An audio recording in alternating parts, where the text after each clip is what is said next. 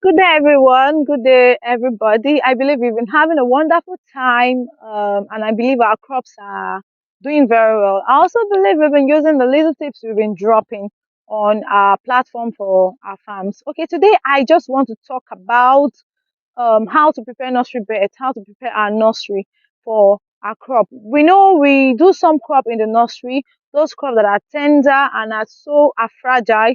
And when we also want to check the viability of the seed, how well they can do and how well they can adapt. So we do them in the nursery. Now, one mistake or some things that farmers always neglect is how they can prepare the nursery soil and keep the nursery nutritious. When I mean nutritious, to have all the nutrients needed for the crop to grow.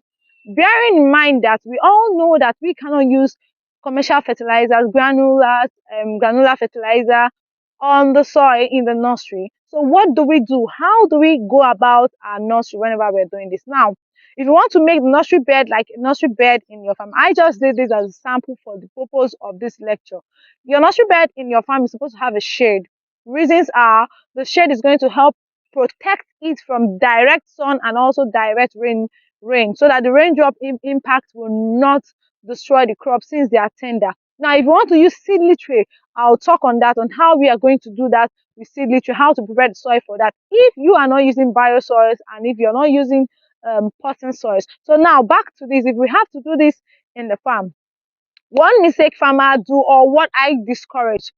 To me, I see it as a mistake, but I discourage it. And that doesn't mean it's actually wrong. It's not wrong, but I think this method I'll be providing is a better way. Is a better method for achieving optimum result, and that's what this video is after. So first of all, you have made your beds. Remember that the beds are supposed to be high so that the crop will have its own separate protection in cases of erosion around the farm or around the area where you are siting your nursery bed is not going to affect the bed and the bed is not going to go flat. Now you have done that.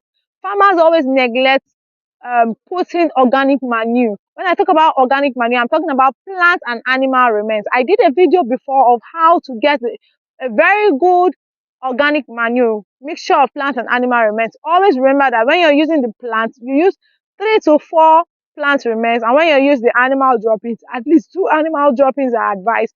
But whereas in the cases where you can't have 2 animal droppings, please make sure you make a combination of plant droppings. Now when you do that, you mix them up and you have to evenly spread it on the bed. Why do we have to evenly spread it on the bed? I have also said this before, that when you spread it evenly on the bed, it makes every area to get this nutrient from the animal dropping or the organic manure you have added there. Reasons are you do not know the quantity of manure you're adding, you don't know the quantity of nitrogen that is there, you don't know the quantity of potassium and phosphorus that is there and other nutrients. So you just want every part of it to have an even distribution and benefit from these nutrients that you're going to get from the organic manure or the poultry manure that you have added. So you evenly spread it. After that, you have to leave that for at least 7 days. I recommend 7 days because you're given enough time to break down for the sun to heat on it, and then it reduces a lot so it doesn't become toxic. Some persons might be asking, do organic manure also, are they will they turn toxic to crop? Yes. Now when they are hot, they are going to destroy the crop, they are going to injure the crop, and when it's directly applied to, it's going to injure the crop and destroy the crop. Their performance will be quite low. So that's why you allow it to cure for some time. I always recommend 7 days, like 1 week before you plant. Now when you've done that, your organic manure have started decomposing and it's releasing the nutrients in it gradually. Now back to what I said, that there's a method of seed spreading. Now, when you want to spread your seed, I will not advise farmers to just sprinkle the seeds on the bed.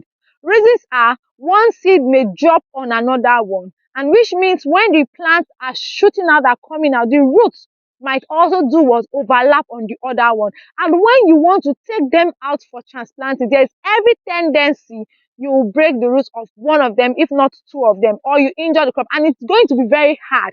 Imagine you trying to take out your seedlings from the nursery or from the nursery bed which you have done, and you're finding it difficult to place your hands to do your work. So what do you do? In this case, what you do, I always advise and suggest that you do it in lines. You can either use a stick and then you make an opening in the bed.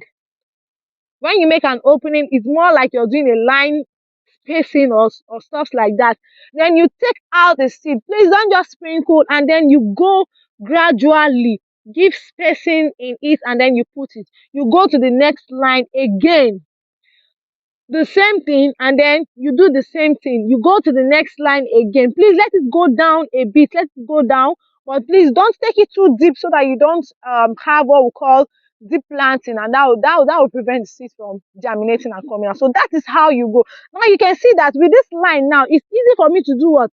Take them out gradually, and I will actually know the germination percentage of my crop or the seed that I have actually put in the nursery is going to do very well, very nice and so sweet. And even if I have to pull weeds from the nursery, it's easy for me to do what? Hand pull weeds from my nursery. So that's why I always advise this. Now, another thing, you can go with boosters. You can go with boosters and liquid fertilizers, liquid boosters on the nursery very mildly. That's how you're going to apply, following the ratio on the on the instructional manual or on the label of your liquid fertilizers or chemical. Remember, whenever you're taking out the chemical or liquid based fertilizer to your plant, always read the label. The label has every information you have to use. Thank you very much. I hope with this video finds you well and you have something to learn from it. And I wish us very well. I pray thee as we do this on our farm that we are going to have optimum results. Don't forget to subscribe to the channel and like our videos. We have other videos on our platform, on our channel, and please do well to click on them and watch and enjoy. Thank you.